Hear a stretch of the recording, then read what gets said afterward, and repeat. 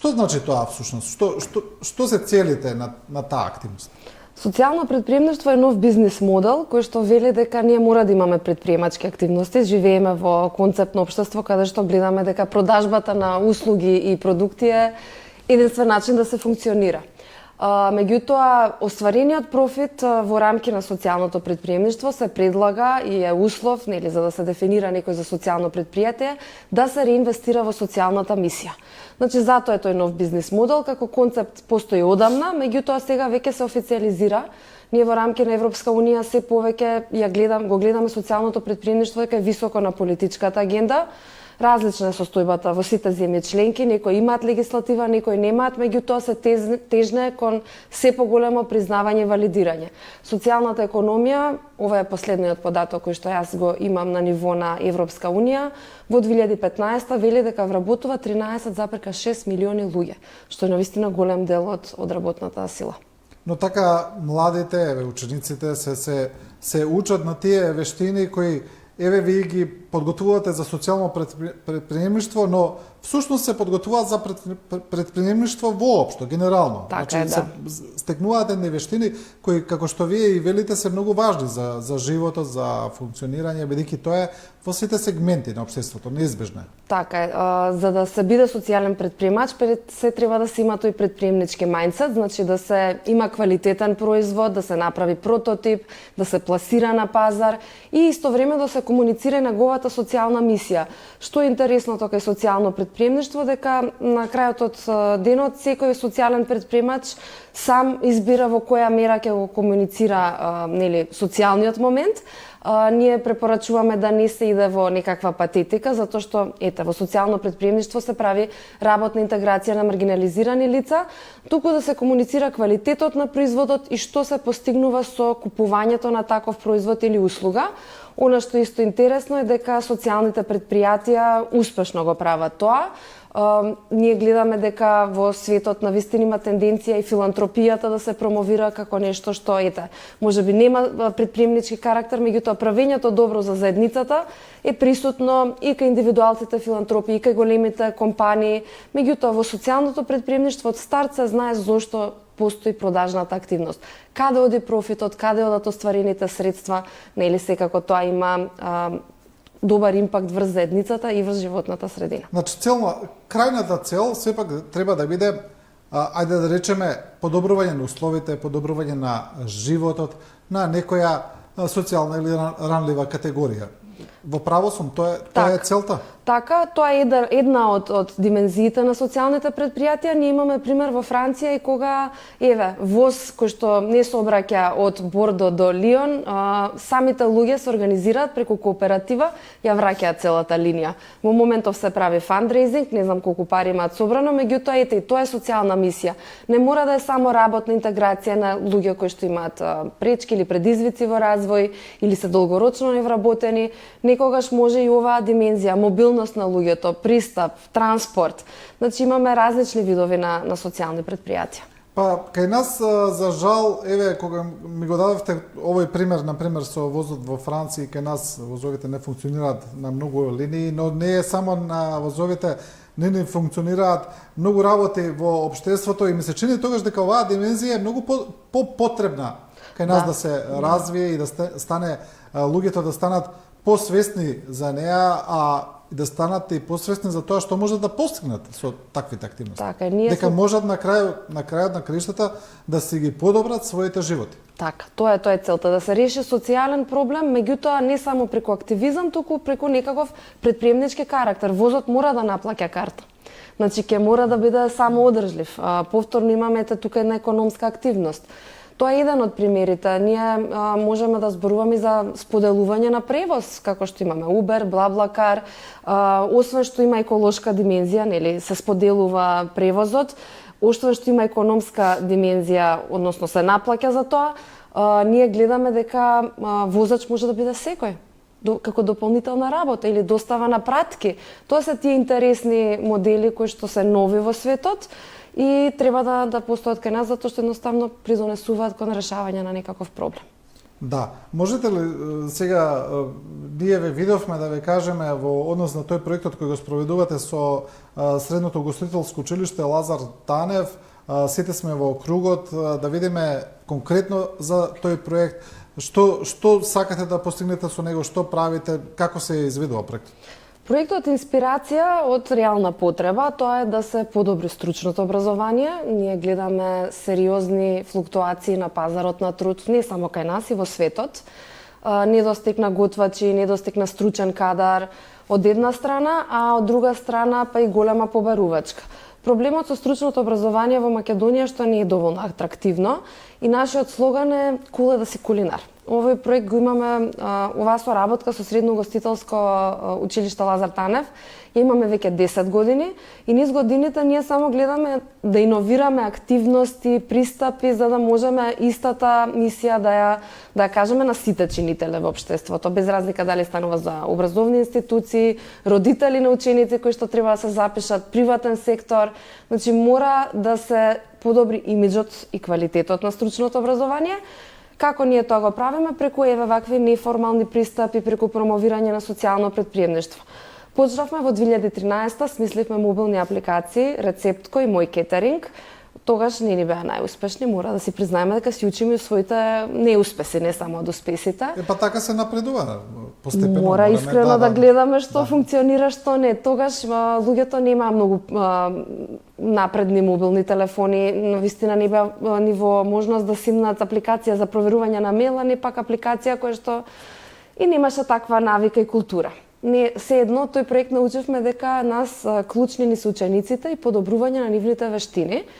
И тогаш сватевме дека од една обука како да ги фотографираат своите јадења, како да користат Твитер, социјални медиуми за да се промовираат, може многу да се постигне. Од кога заврши проектот, ние бевме така во блага депресија поради неуспехот на мобилните апликации, ама дојде едно од децата ученици и рече: "Бргу, моето CV треба да се подобри, јас добив понуда за работа." И го гледаме како доби понуда за работа. Па вика на Твитер постирав од јадењата, тоа што ми рековте да сликам, да ставам хаштаг, да ги тагнувам сите македонски готвачи. Вика еден од готвачите, готвиме Софичов Филип Поповски, поздрав до него, рече: "Кој си ти дете, од каде оваа љубов за готвењето, сакаш ли да дојдеш на пракса, сакаш ли работа?" И тогаш сватевме дека проектот е бил успешен, само не во онаа димензија што ние ја видовме, туку во таа позадинската што не беше јавна. И сватевме дека работата со ученици директно, подобрување на нивни вештини, како да преговараат за плата, какво CV да направат, ги фотографиравме со професионален фотограф во униформа, како да носат гордо таа униформа, е навистина нешто што им треба на учениците во нивната мотивација. И од тогаш натака таа компонента ја задржавме и во рамки на овој проект кој што сега се го спроведуваме со Средно ugostителско училиште, голем акцент се дава токму на вештините и нивна транзиција од училиште на пазар на труд. Сега вработувањето не ни е толку, затоа што има работа. Цел ни е подвработувањето или underemployment, зошто и brain drain, одат во странство. Меѓутоа ние велиме: "Веќе одите во странство, тргнете од подобра позиција, тргнете со подобро CV, знаете јазик, преговарајте подобро, условите, разберете каде ви е местото, што значи кога ќе се вратите дома, како да направите трансфер на се ова што сте го стекнали од искуство таму на другите ученици овде." И тоа е една од повторно позадинските цели на проектот. Она што овој пат го предлагаме, во минатото имавме часови за готвење, па продававме и лажички и престилки со слоганот "Кул е да си кулинар", правевме гастромапа од Скопје, гастротура.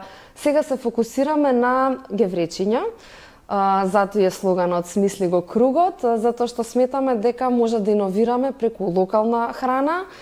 Се инспириравме и од Крофни и од Бегелс, тие имаат кружна форма, има друга порака таа кружна форма за еден нов вид економија, кој што се вика донат економија, ама во ова гостување нема да ја спомнуваме, таа е за понатаму, таа е нова стратешка цел на Арно. Меѓутоа, она што сакаме да го направиме е прво да ги поканиме скопјани да поднесат нов рецепт за нов геврек, кој што ќе го задржи обликот, меѓутоа ќе има различен вкус. Станува збор за надпревар, кој што има и символична награда, 200 евра во денарска противредност за победникот, за рецептот и уште 200 евра за да им го пренесе победникот знаењето на учениците од средното училиште. Што е другата димензија, значи, освен што треба да е геврек и што треба да е понуди нови вкусови, треба новите вкусови да се локални намирници. Значи, не авокадо, не нешто што стигнува од далеку, туку да се наши локални, традиционални или нетрадиционални, свежи, може да се тоа зеленчуци, да се сезонски, за да дадеме малку и еколошка димензија на она што во иднина ќе функционира како социјално предпријатие и да кажеме дека ние и локално имаме простор за иновација и за измислување на нови работи. Каков е одзивот на учениците? Сакаат да учествуваат во ова, потоа дали се вклучени доволно во проектот, дали се доволно заинтересирани? Како е на терен? Кога го поставивме постерот во училиште, прво што забележавме дека доаѓаат, го читаат, ама не реагираат. Мораше да одиме во училни, да ги анимираме и класните раководители. Со директен контакт малку. Да, директен контакт. Децата денеска се бомбардирани со мултимедијални содржини, не може толку лесно да се привлече нивното внимание, сакаат да им се објасни што е позадината. Имаме интерес, од првата работилница до сега имаме 50 ученици, 30 се редовни, дел од нив и на пресконференцијата кога го лансиравме овој надпревари проектот за јавност, беа вклучени во кујна, ги правеа геврачињата, дадоа изјави за медиуми, имаат интерес, со нив гледаме, со нив работиме на различни теми, значи имаме неформален пристап, неформално образование. Чудно име, затоа што сме во училишта, седиме во круг. Затоа што не мора да кренат рака па да прашаат, затоа што мене не мора да ми се обраќаат со професорки, со вие, ама па интересно име затоа што ја препознаваат и големата слика и затоа што гледаат дека ние не сме строги, значи не пишуваме оценки, туку работиме на делот на мотивација и нивна кариера и кариерен развој. Мислам дека го препознаваат и дека им недостасува. Значи, нашето образование мора да се отвори. Ако не може внатре или на повисоко ниво, ете преку вакви соработки, спорадични проекти со невладини организации, може да се отворат и да иновираат на тој начин. Имате ли, се разбира дека после секој проект имате евалуација, ефектите кои се постигнати? Еве, кога сето ова ќе заврши, што очекувате од тие што ќе учествуваат у проектот? Што треба они да им остане како трајна вредност од проектот? Мотивацијата пред се да сакаат да бидат готвачи, тоа за нас е најголем успех, да тоа што ќе го завршат како формално образование, продолжат во тоа, се вработат успешно. Од кога ќе заврши проектот, ние ги следиме, меѓутоа не во делот на обврски, туку во делот на пријателство. Многу често се случува учениците од претходни генерации да ни се појават во канцеларија, да речат бргу ми треба CV, треба да додадеме нешто, или ми треба нова фотка, помогнете ми, препорака, писмо за мотивација. Така да ги следиме, меѓутоа не во оној аспект што не обврзува од проектот како индикатор да го исполниме, туку од аспект на оно што ние сакаме како тренд да го следиме кај нив и од аспект на поддршка. Најголем успех за учениците е да останат во својата бранша, меѓутоа исто така ние имаме и обуки преку кои им кажуваме како може да отворат и свое сопствено социјално, да се само вработат, не мора само да работат за друг, тие можат да бидат и самите во иднина сопственици на, еве да речеме, ресторан кој што вработува лица кои што се потешко вработливи. Да откриеме за јавност, исто една од инспирациите зошто токму храна и социјално претприемништво е Џејми Оливер. Џејми Оливер знаеме дека е магнат во гастрономијата, меѓутоа еден од неговите бизниси е социјално претпријатие кое што се наоѓа во Лондон. Јас лично бев да го посетам во 2013 и се вика 15. Тој на млади луѓе кои што се со една нога во затвор, значи ќе направат престап и можно е да бидат лишени од слобода, им вели, вие или сега ви се дава нова шанса да бидете готвачи, да ве обучам, или ќе продолжите по тој пат и не знаеме каде ќе завршите, затоа и се вика ресторанот 15, 15 млади кои што доаѓаат од ваква позадина, ги обучува да станат готвачи и е навистина прекрасен ресторан во кој што се чека и 2 недели за да се закаже, значи функционира како предпријатие, како и сите други ресторани, меѓутоа профитот и работната интеграција се дава на овие млади. И токму и тоа може да се каже еве на младите дека не мора и да чекаат да се вработат некаде, можат и тие да бидат предприемачи.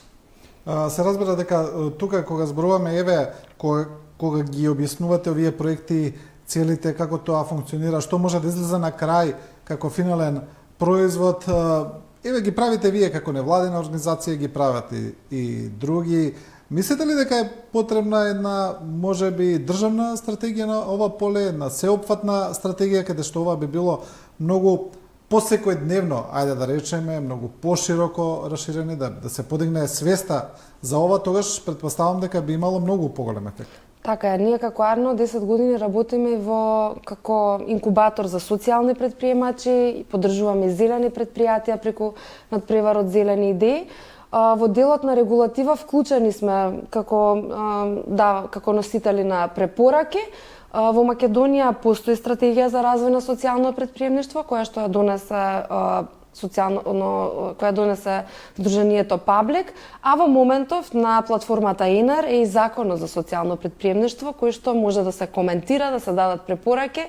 Ова е една од, ако не се лажам, трите верзии официјални на законот која што пробуваме да се донесе. Државата го препознава социјалното претприемништво и сака да даде поддршка, што е навистина за поздрав.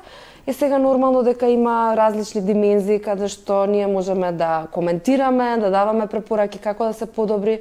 Меѓутоа, мојот личен став е дека ме радува што конечно се валидира социјалното претприемништво и да видиме како ќе значи и практичната имплементација. Ние во Македонија гледаме дека имаме прекрасни закони, меѓутоа имплементацијата не функционира. Мислам дека треба да бидеме отворени, да дадеме шанса и да дадеме препораки како може да се подобри. Нас не е малку страф, имаме воздржка од овакви процеси, затоа што сме виделе колку е тешко да се измени еден закон, меѓутоа во случајов отворен е процесот, можат и сите кои што гледаат да дадат своји коментари на ЕНЕР, да видиме како ќе оди имплементацијата. Да. Добро, ви благодарам за ова интервју, за овој разговор и се надевам дека во блиска иднина ќе видиме како се спроведуваат овие проекти, ќе видиме за вашите идни активности и ќе информираме јавноста. Така, јас за крај би сакала само едно поклонче да дадам, тоа ни е промотивниот материјал од лансирањето на конференцијата. Еве да се види што значи да се има еко димензија на социјално претприемништво. Во оваа кутија имаме метална филтер штипалка за чај. Оваа заменува употреба на оние филтер кесечки кои што се за еднократна употреба, во себе имаат микропластика и нели се отпад. Со ваква асистенција на оваа метална цедалка можеме да користиме локално чајче. Еве ние во нашиот случај ги поддржуваме Билки Лайф, тоа е едно ново социјално претпријатие кое што бере чај од падините на Скопска Црна Гора и има за цел да прави работна интеграција на луѓе кои што се со попречености. Значи, ете како може да се пие домашно чајче со помалку отпад. Имаме ајварче, кое што ни доаѓа од Екофарма Беровко. Тоа исто зелено социјално претпријатие, кое што беше финалист односно победник на надпреварот за зелени идеи, кој што го организира Арно. Ова е органски чај, тука го имаме и гевречето. Ова е за вас сеат, кое што во моментов ги повикува сите скопјани да го реизмислат, односно да дадат нов рецепт.